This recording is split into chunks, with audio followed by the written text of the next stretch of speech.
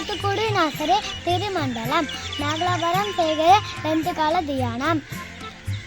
தலைப்பு வாய்.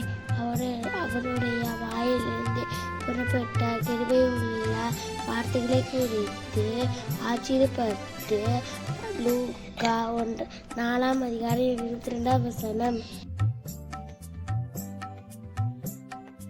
தியானம். இயேசு கிறிஸ்து ஊழியம் செய்த நாட்களில் அநேகர் அவரை தேடி வந்தார்கள். சுகம் பெற்றுக்கொள்வதற்காக ஒரு கூட்டம், விடுதலை பெற்றுக்கொள்வதற்காக ஒரு கூட்டம், குறை சொல்ல ஒரு கூட்டம், குற்றம் கண்டுபிடிக்க ஒரு கூட்டம் என ஒவ்வொரு நோக்கத்தோடு ஜனங்கள் அவரிடம் நெருங்கினார்கள்.